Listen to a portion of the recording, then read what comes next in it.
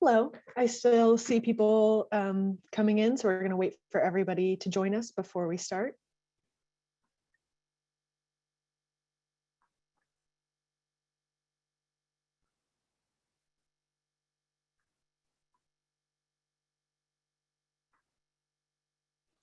Okay, welcome and thank you for joining us today for the 2024 MTP SCS Land Use Forecast webinar. I think everybody now should be on or is still connecting to audio. My name is Hannah Chudin. I'm the outreach coordinator for the MTP SCS this year. And for this webinar, we'll just go over some Zoom logistics. So if you would please submit any questions you have in the Q&A box at the bottom of your screen. We'll be answering questions after each speaker today. And if time permits, we will accept live answers if you will use your virtual raise hand button. I will now pass the mic to Dov Kaden, who is managing the land use forecast for this plan, and he will kick off the meeting. Okay, hopefully you can see my screen there. Welcome everybody, really appreciate you taking the time to join us this afternoon. Yeah, my name is Dov Kaden. I'll be managing the land use forecast for the 2024 plan. Got a lot to talk about today, but I want to be respectful of your time, so I think we can get you all out of here in an hour. So on today's agenda, we're going to hear from the MTP SCS project manager, Banu Abraham. He's going to talk about the triple bottom line, which is the framework that we're using to develop the 2024 plan. We'll then hear from Garrett Ballard-Rosa about the regional growth projections, which he's managing, but feed into the work we're going to be doing on the land use forecast. And then I'm going to wrap us up on just how staff is thinking about the land use forecast, our three potential pathways that we want to develop, and how to provide feedback on the base year and build out information that we sent out this morning. So without further ado, I'll hand it over to Banu. Hello, everybody. Again, my name is Banu Abraham, and I'm the project manager for the 2024 MTP SCS. So as you all probably know, that we have already kicked off the next update of our MTP SCS. And as every MTP, we have a goal around which we will frame the policies and the strategies. For the 2024 MTP SCS, we are proposing a triple bottom line. The three goals of the triple bottom line framework are equity, economy, and environment. This will serve as a regional vision for advancing economic prosperity, supporting environmental health and resiliency, and promoting equity through reducing the transportation and housing disparities by race, ethnicity, and income. These goals will inform the overall work plan and guide the specific analysis and research conducted for the plan. So we have prepared a draft definition for what each of these three goals stands for, and I like to take a second to go over them. The first one is equity. A just and inclusive region where investments are being made in historically marginalized communities, so race can no longer be used to predict health or economic outcomes, and outcomes of lower income residents are improved. I'll just pause here for like 10 seconds so that you can read it.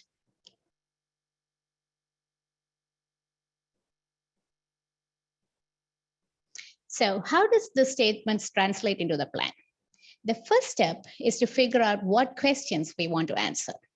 Figuring out the questions will help us find the right metrics for measuring the goal, which in turn will help us figure out what policies and strategies we want in place to advance this goal.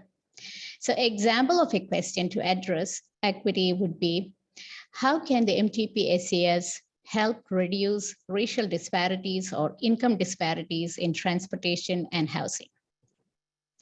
We will try to answer this both from a land use perspective and from a transportation perspective.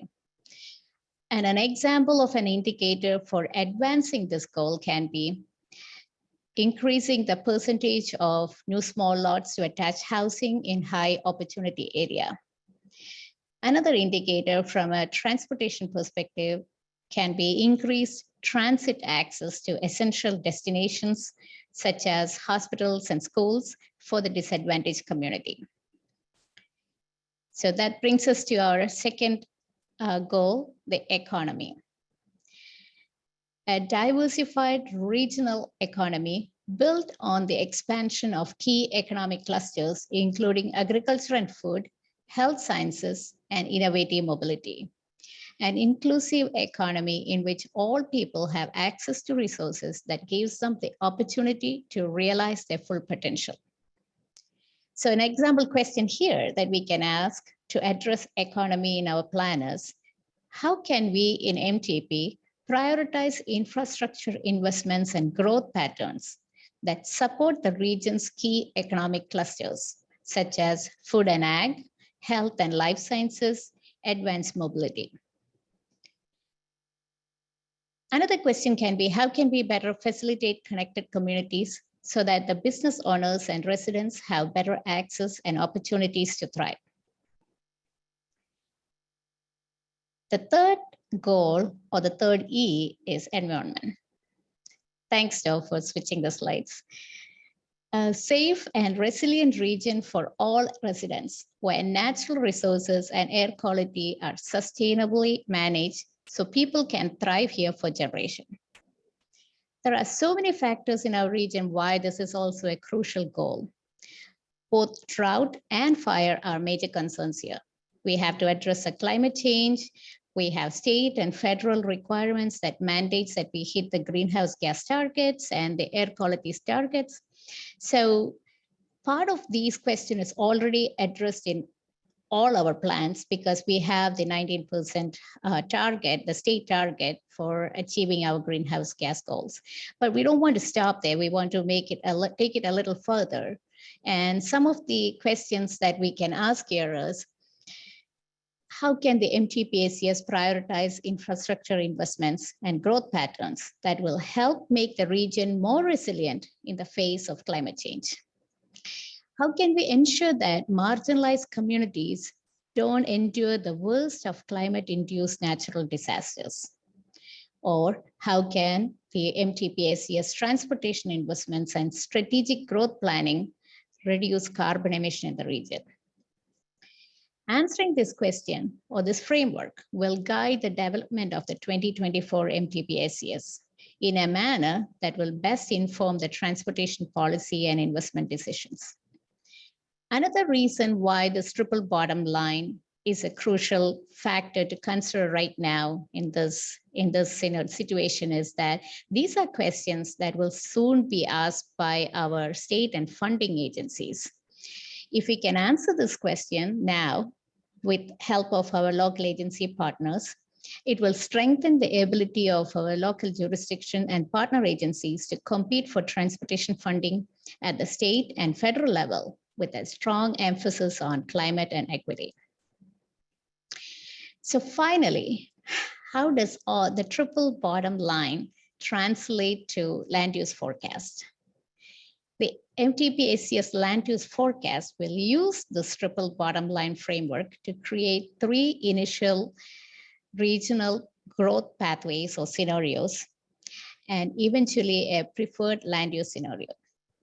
Land use will be examined through the lens of environment by analyzing the impact of land use on the ability for region to reduce greenhouse gas emission and exposure to other air quality pollutants. Economy will be considered by focusing on environmental employment growth in job clusters and mixed use activity centers that attract high-skilled labor force in industries identified in the economic prosperity strategy. Equity will be considered by evaluating potential pathways through the lens of how many attached housing units are located in areas of high opportunity as a means of evaluating access to jobs, high quality schools, and low pollution burden for lower income household. So with that, I will answer any questions that you might have. And I'll just give a quick reminder. please, if you will, enter your questions into the Q&A box at the bottom of your screen, or you can raise your virtual hand if you'd like to speak live.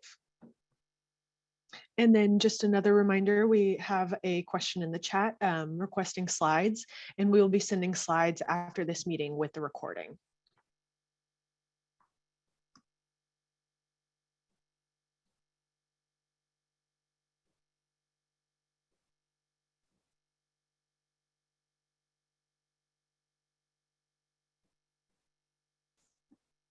Right, I'll turn it over to Garrett now. Great, well, thanks, Banu, and I hope everyone's had a great start to the new year. I wanted to build up what Banu was talking about, which is sort of the framing and the top level perspective on the plan update with an update on one of the more tangible pieces we've done to date, and that is the regional growth projections. Those of you that have been with us through several of these plan cycles, this will be familiar territory likely, but just a quick reminder of what we mean by this. This project that I'll give an update on is very much a look at the full 6-county Sacramento region as one unit, as one economy, as one housing market, as one labor force. So it's a full 6-county number. And then of course we work very closely, and this is what Dob will be talking about in the tail end of this webinar with you at the local agencies about how this growth is distributed among cities and counties and communities within the 6-county SACOG region. So we worked very hard last calendar year on this regional-wide growth projections and put the draft out at the end of the year. And we're finalizing the work, and we'll actually be presenting this to our board this upcoming next month, so early February, for their action. And I think the key point to emphasize, and it's a little bit of a maybe nuanced messaging, is we see in these growth projections for the work we put together a very robust trajectory for our SACOG region, our 6-county region, outgrowing the state and the nation on a percentage basis out to 2050. But that we see the growth moving forward a little bit slower than we had, slower than we had in the last plan, so the 2020 MTP, which went out to 2040. And so I'll give you some examples about what that means. But I think that's the key message, is we still very much see this as a robust growth projection, but it is slower than last time. And it's almost more of what's been happening outside of the SACOG region, the exogenous issues, and a little bit of that prior projections, some of those assumptions not materializing. So it's sort of how you fit that together moving forward. One point that Dob will speak to as well is their projections go out to 2050, but also look at 2035, which of course is a very important year for the plan for a variety of regions. And as he'll hit on, right, there's now fewer years to get to 2035 than there were last cycle, 4 fewer years. And so just by default, there'll be less growth to 2035 because we're already a few years closer. And in fact, these last couple of years in our region, we've been playing a bit of catch up in some of the more sort of detailed materials, and we're happy to share those too. We're still talking about the Great Recession. You might be thinking, why are they talking about Great Recession still? Oh my gosh, it's COVID.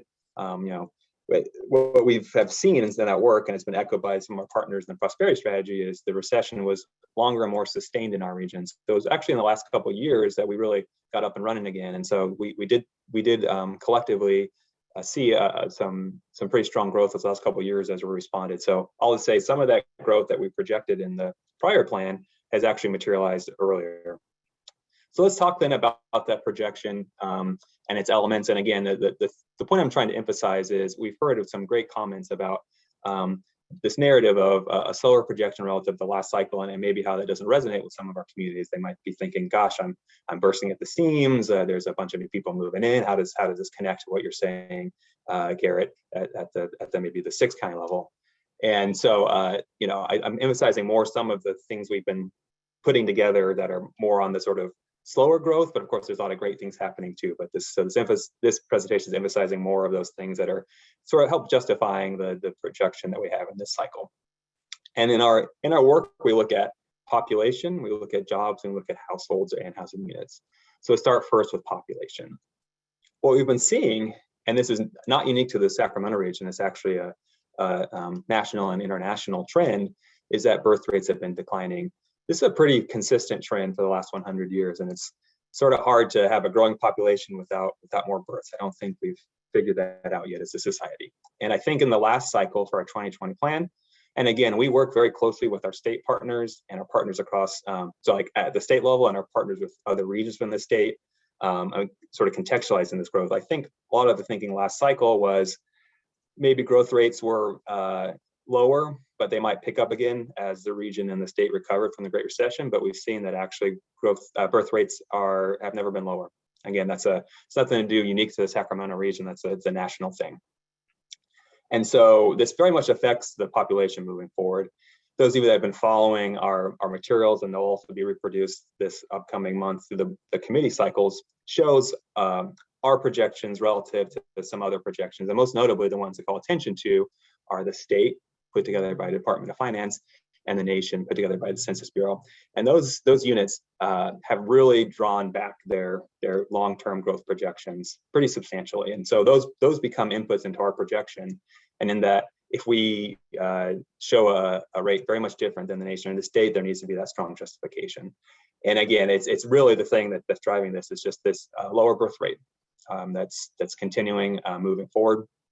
It affects migration into the region domestically. So just, in more lay's terms, in 2040 or 2050, there'll be fewer people from Des Moines or Cleveland or wherever saying, hey, you know what, honey, let's move to Sacramento, right?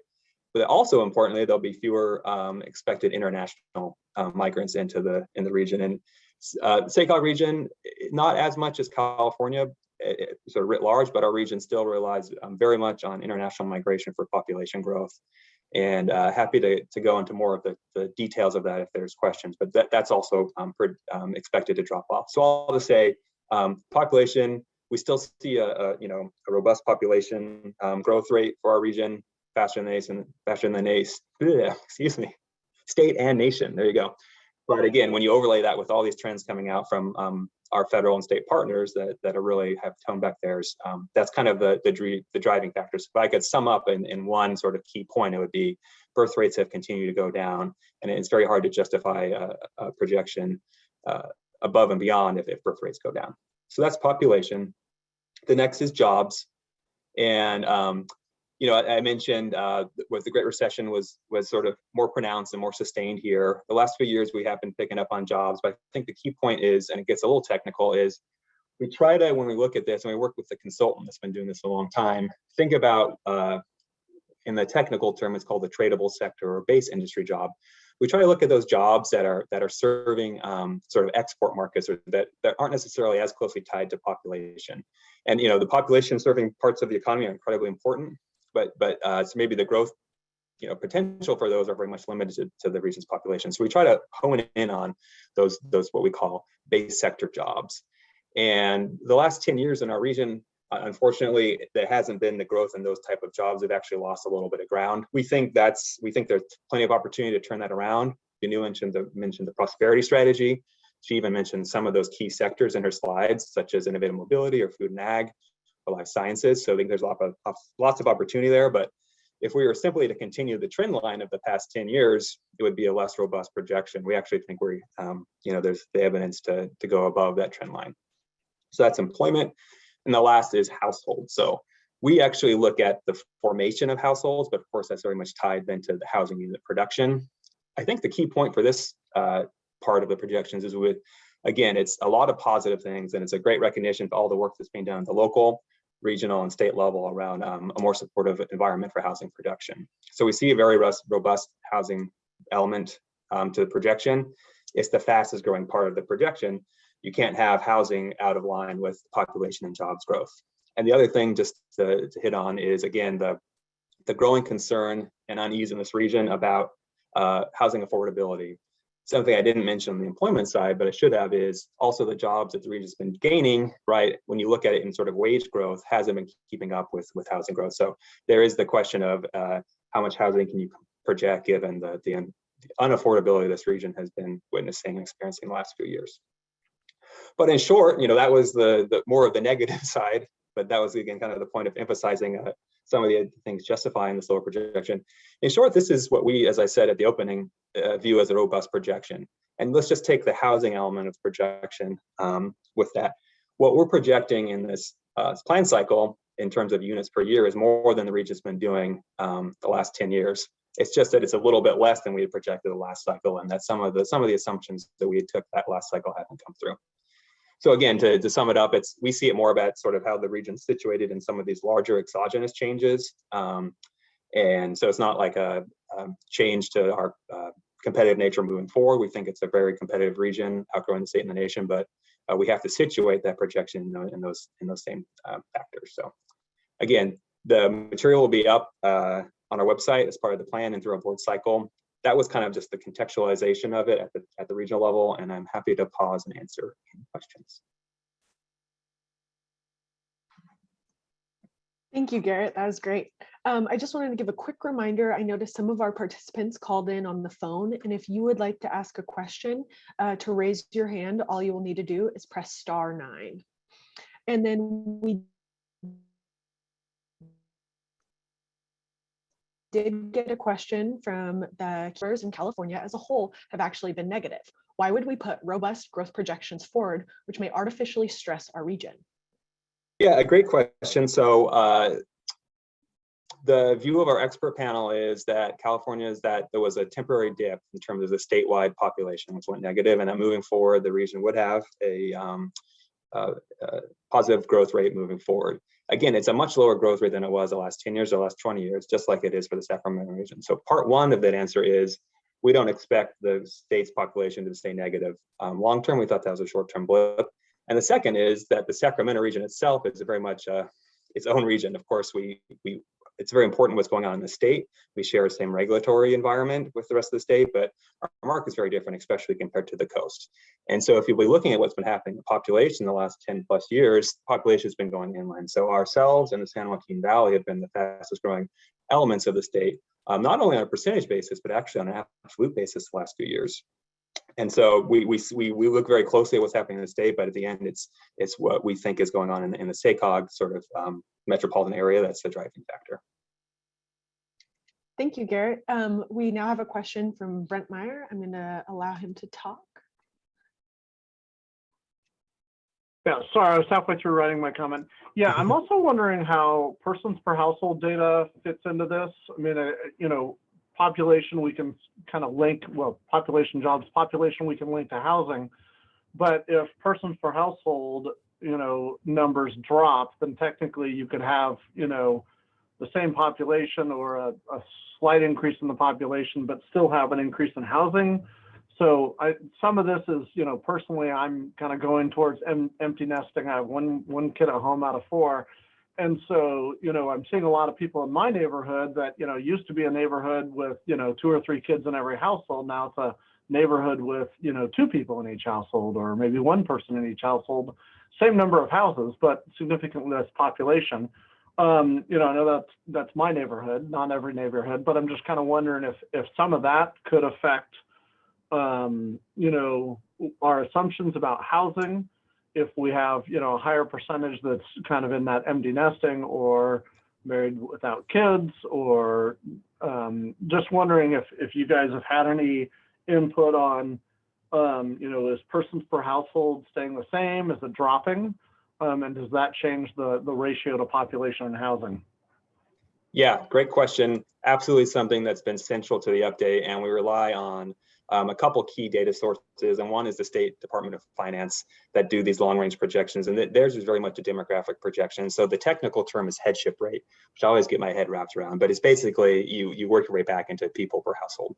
And you're absolutely right, Brent, that the projection, our projection, like the state's projection, like the national projection, sees smaller household sizes. And I'm talking about the number of people per household. In another conversation, people got confused. They thought I was talking about maybe the square footage of a household. This I'm talking about the number of people per household going down through time, exactly as for some of the reasons you spoke to. We're having an aging population, so there will be more empty nesters. We're having changing demographics.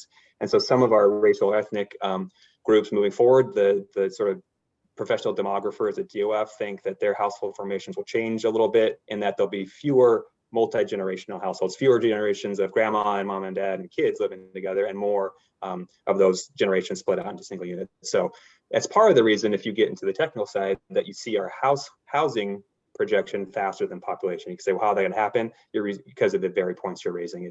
So it's very much something we've considered. And then we do see in our projections we put forward that average household size is going a little bit down in terms of number of people per household. Cool, thanks.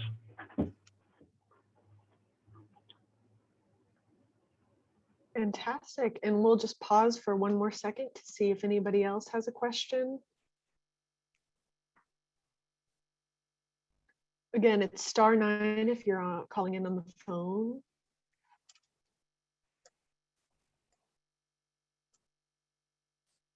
And I'm not seeing anything, so I'll give it back to you, Dov.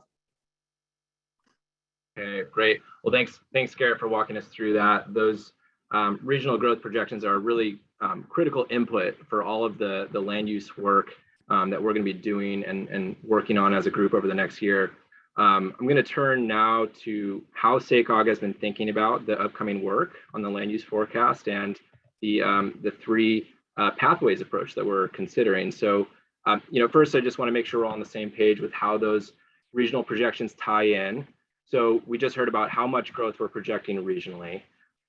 Once those numbers are adopted and blessed by the board, we then go through a process of distributing that regional growth to the jurisdictions, to the community types, eventually all the way down to the parcel level across the region. And of course, that is a very iterative process. We will be working with you all this spring to work through that distribution.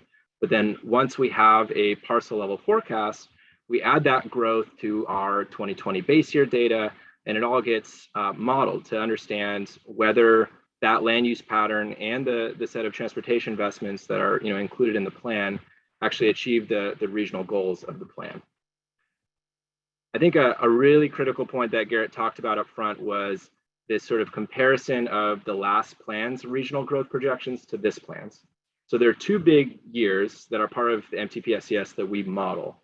The first is 2035, because our greenhouse gas emissions reduction target that we get from the state, it's based on GHG per capita in 2035.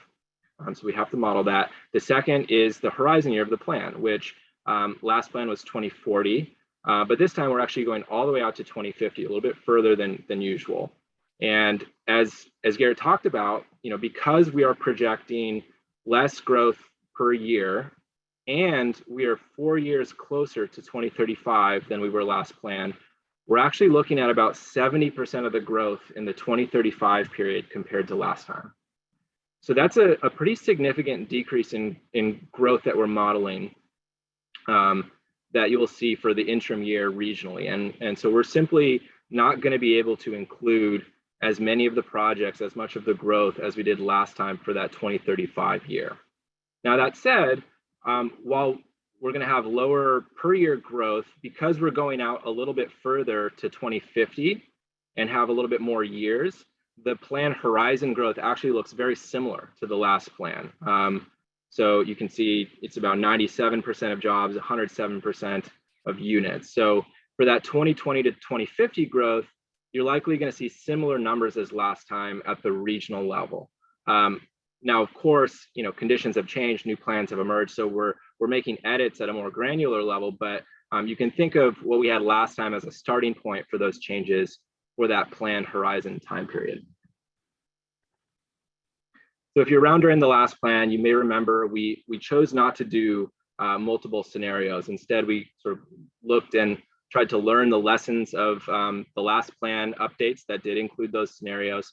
But so it's been 8 years, but so because it's been 8 years, we're likely going to be exploring scenarios again, and what we're calling them pathways as part of this plan update. I'm going to start in the middle there and talk about the first one, which is a recreation of the 2020 plan.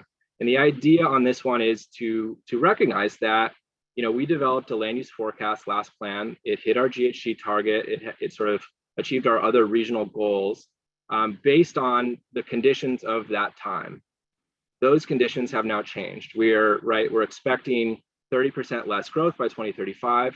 We've seen significant changes since 2016 base year. New plans have come online. Some plans have stalled. Some of the plan priorities that Banu was talking about have changed. The list goes on, right? And just to be completely transparent, right, these changing conditions, and in particular that 30% haircut that we're talking about by 2035, make it very challenging for us to reach our GHG targets, because it means we have less capitas to hit a GHG per capita target. So what we need to know is what happens to plan performance when we update those conditions. Can we still hit our target? Are we achieving the triple bottom line and the other goals of the plan?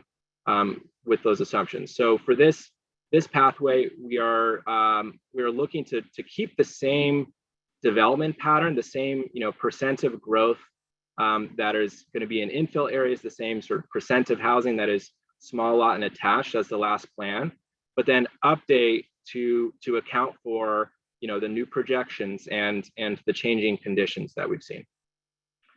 So we then want to create, or we're proposing to create, bookend pathways basically on either side of that middle pathway. So the first one is called an outward expansion, and it's intended to reflect the historical trends in terms of how much infill and how much small lot and attached housing occurs. So this is a less compact growth pattern than the adopted 2020 plan. And then on the right side, we're also interested in creating more of an infill focused bookend that really pushes the boundaries and explores what a future would look like with very limited developing community growth. So this is an even more compact growth pattern than the adopted 2020 plan. Now, of course, these are very preliminary ideas. The approach is going to be talked about and blessed by the board, but I think the main thing to take away here is that we're looking at exploring 3 different pathways, each with a 2035 and a 2050 development pattern, as an academic exercise to really just understand what is the impact on plan performance and our regional goals when we really isolate this land use variable.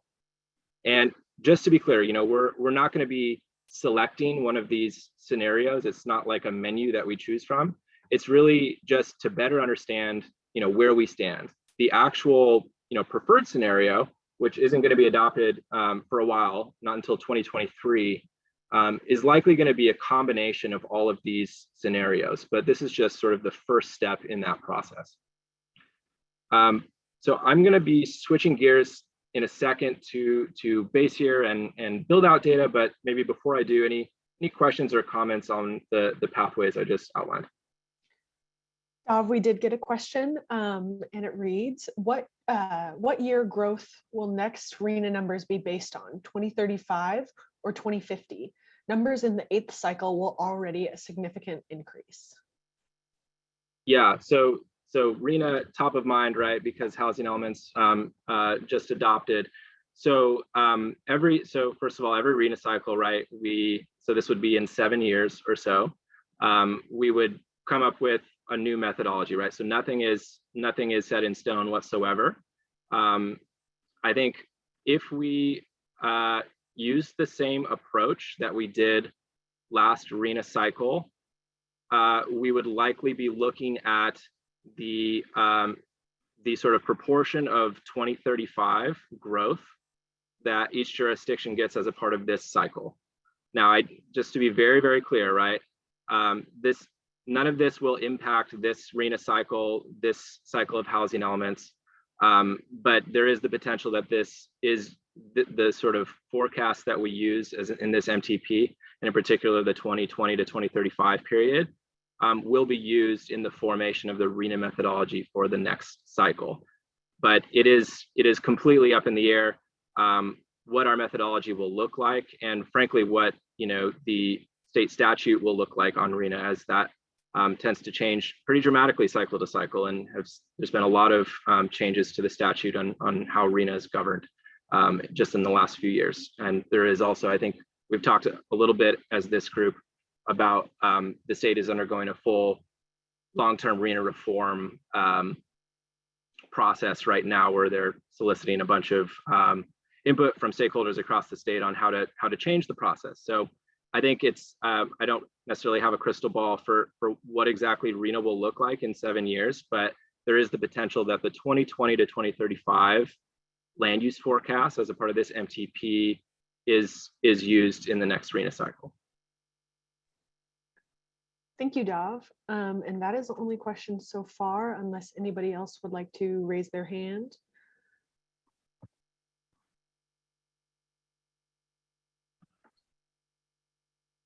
And I'll send it back to you, Dav. Thank you. Okay, so just taking a step back here for a second. First we sent out the base year and build out inventory, so hopefully everyone got that today. there are 3 types of land use data that you as a group are going to be reviewing and providing input on. There's the 3 pathways forecast that we just talked about, which again is how we distribute the regional growth projections that Garrett talked about across the region in a way that achieves our goals of the plan. We are not there yet. You can expect those pathways in late March. In order to get there, we need to understand what exists on the ground today, which we call base here, and what is theoretically possible given existing land use controls, which we call build out.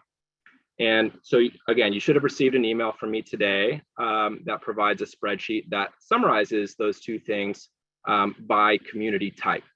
And our base here is an inventory of housing units and jobs as of January 2020. Yes, that's kind of a weird time given what happened a few months after that, but it is consistent with the timing that we used in the last plan, which was using a base year of January 2016. And frankly, anything during the pandemic might look even more weird. So especially on the employment side. So we're going with January 2020, and base year is particularly important because we combine it with the growth in that green section, and that's actually what's modeled in the plan. So it's really critical that we get these numbers right. Build out is more of an unconstrained, theoretical maximum number of units and jobs on any given parcel. It's not modeled in the plan. We have way more build out capacity than we are even expecting by 2050. But it does help to inform the forecast. It kind of helps us understand what is possible in any given area. So digging in a little bit here, base year is a pretty labor intensive process. We do it entirely in-house. On the housing side, we use a combination of census products, SCS. We collect housing permits every year and add them to census data from the past, and then true them up based on 2020 census numbers. We actually ground truth using aerial imagery. So it's a very comprehensive process. On the employment side, we purchase a business data set. I think originally it starts with around 400,000 individual businesses, and we do quite a bit of curation of that, and I think it actually probably gets down to more like 100,000 individual businesses that we then geocode and assign to the parcels and assign the employment from those businesses to the parcels. We also supplement that data with a few other things like EDD data, LEHD, a few other sources for some of our big employers and our public sector employers. So that's kind of how base year gets done. The build out inventory is a surprisingly challenging undertaking that we haven't really done a full bottom up, parcel level update to in about 8 years. So we're doing one this time. We've been working with our consultant, Cascadia Partners, to basically inventory every general plan and the hundreds of proposed, pending, approved specific plans and master plans across the region, to understand what is allowed on every parcel. And on the housing side, it's a little more simple in that it's just, what is the maximum allowed density for that parcel multiplied by the acreage of the parcel. Now, of course, for many plans, there is, that theoretical maximum, and then there's how many total units the plan or the EIR actually allows, which is often, way less and accounts for a whole suite of other factors, right? So when available, we've scaled back the unit counts when that number is available. But there's still going to be many places where we didn't, find a build out number for the plan, or maybe one didn't exist. And so these are the places we'd really love to get your feedback for a more reasonable number to reduce it to. The employment side of build out is inherently a little bit more challenging because, as you're all very familiar, we regulate building size, we don't regulate employment yield. So, we chose to use a combination of average employment densities for similar land uses across the region, and the more sort of traditional approach of using FAR multiplied by the parcel acreage, and then multiplying that potential square footage by jobs per square foot for like similar land uses. And I think we'd like to be able to use that latter method more, but for one, there's some plans that don't have allowed FAR, and for two, the jobs per square foot assumptions and numbers are extremely variable by location, where in the region you are, by the type of employment, and frankly also by time. It's extremely challenging to project how much workspace per worker is needed moving forward in a work from home world, right? So that's all to say we know the employment numbers are a little rough, likely a bit inflated. We would love your help to come up with more accurate assumptions that better reflect your local context and really build that expertise in. So base year and build out, they're summarized in that spreadsheet that's attached in the email by what we call community types. The community types roll up into these 5 generalized categories, each of which has a different color that's shown on the map here. This map is interactive. It's included as a link in the email. It's also in the PowerPoint that we'll send out. So our infill areas, those are our red centers and corridors and gray established communities. And then our developing communities are our like greenfield specific plans and master plans that are shown here in purple. Yellow is rural residential, and green is places that we didn't forecast any growth in the last plan, but we know there's maybe some sort of plan, or maybe it's ag other. So keep in mind that the green versus purple categorization here, very much in flux, right? This is certainly not a proposal. This is just where they ended up in the last plan. There are going to be some purple places that become green and vice versa as a part of this plan. So certainly a work in progress. And then the other thing to mention, so while most of the community types have remained the same since the last plan, we have made some changes. And those changes are largely based on the conversations that we had with you all as a part of those one-on-one meetings that we had in the fall. And most of the time it's sort of to like expand centers and corridors to reflect your locally adopted green zones. We also moved a few developing communities, like purple developing greenfields, into the gray established communities if they have sort of reached over 50% absorption by 2020. That's sort of a periodic update that we do every cycle. So as you're reviewing the spreadsheet, make sure you take a look at the map just to understand what area the spreadsheet row is actually corresponding with, because it might have changed since the last time. And one more note on the map, right? When you open it, you're going to see what you see on the left there with city names, but as you zoom in, the individual community type names will pop up like you see on the right there for El Dorado County. So those are the names that you'll see in the row of the spreadsheet, and you can kind of do the side by side.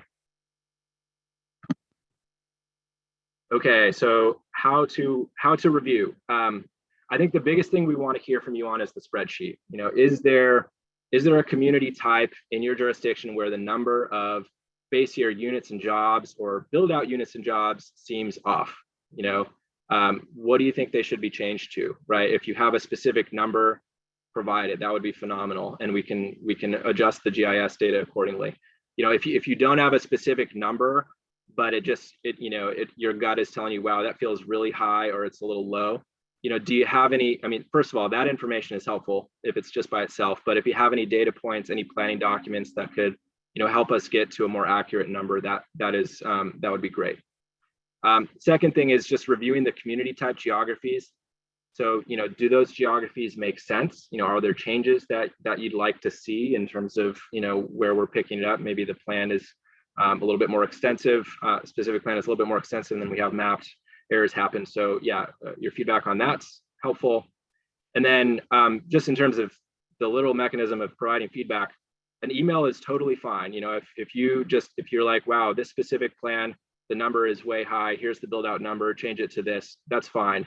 If your feedback would really benefit from a discussion, as it often kind of does with spatial data like this, we'd love to talk about it. So if you could just send an email with some times that you'd be free to talk with SACOG land use staff, that would be great, and we can have a conversation about it. So in terms of next steps, we're hoping to have the base year and build out wrapped up by the end of February. We're giving you to February 25th, so we can then finalize it and kind of use it to calibrate our travel model, keep on schedule. So please, if you can, either reply to the email or schedule a meeting with us before then. The next big step is that we will distribute the actual growth forecast with those 3 pathways to you all in late March. It will look exactly like the spreadsheet we just sent. It'll be by community type, but it'll include the growth numbers for the 3 pathways for 2035 and for 2050. And that is a really critical point in the schedule for us. So I would say, if you're going to review anything this year, make sure it's that one, because we really want your feedback on that. And it's sort of a quick turnaround. It's about a 4-week turnaround there. So once we have your input in the spring, we would revise as necessary. We'd be able to run the model, present the results of the model to you, to the public, to the board this summer. And then we'd work with you all to hone in on a single preferred scenario, likely in late 2022. And then I think, again, that gets adopted early 2023.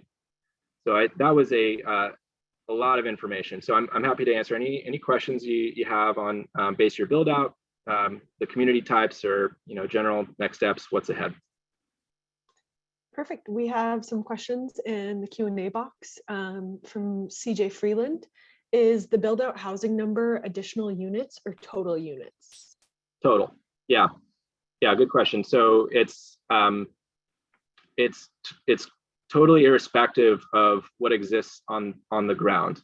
It is sort of like if you had a blank canvas and you painted growth to the maximum, what would you get?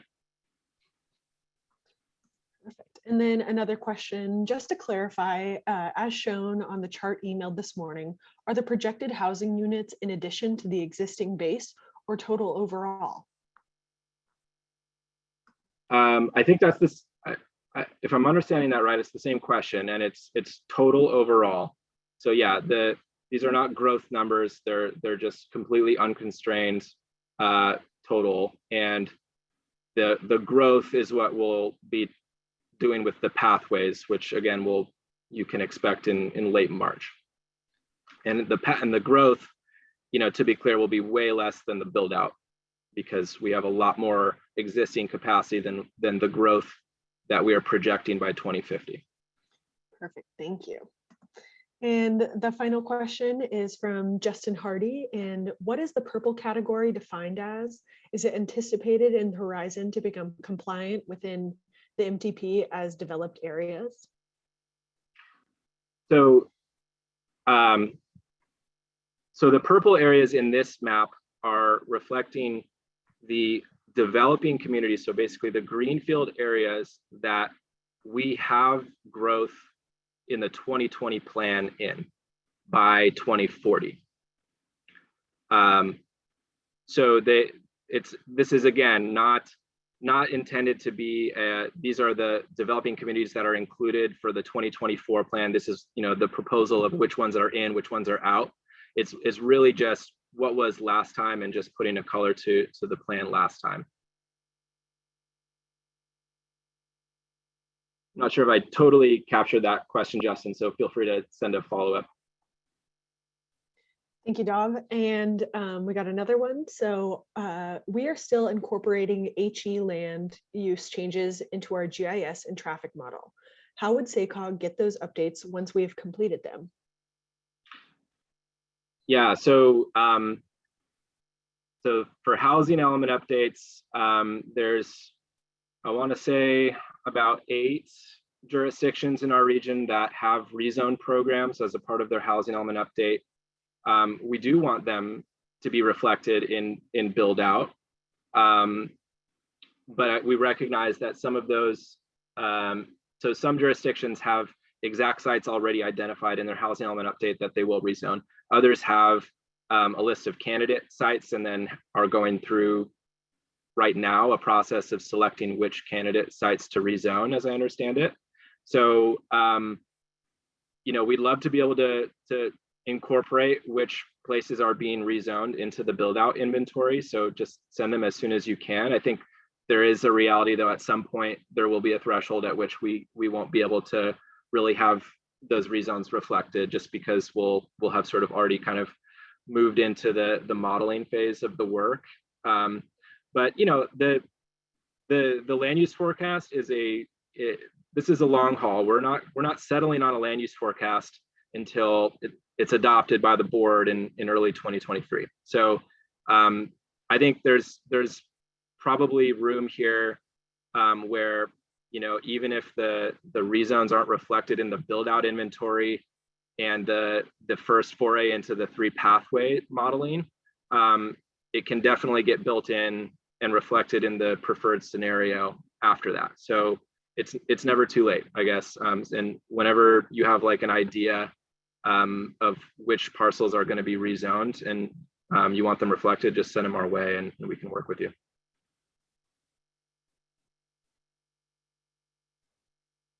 Thank you, Dov. That was all of the questions in the chat. It looks like we still have about 9 minutes left on the meeting if anybody would like to raise their hand and ask a follow-up question.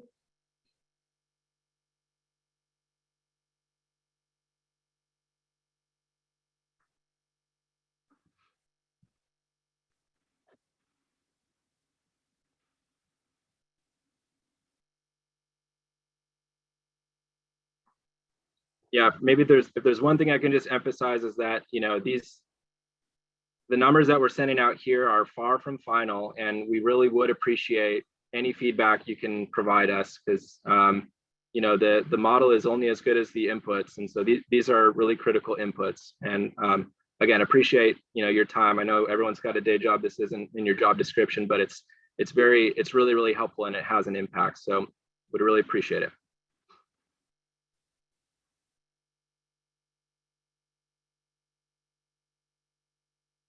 Okay. Well, thanks everybody for your time. It looks like we're 8 minutes early, and I'm looking forward to hearing emails and hopefully some scheduling some meetings to talk this through. All right, bye everybody. Thank you.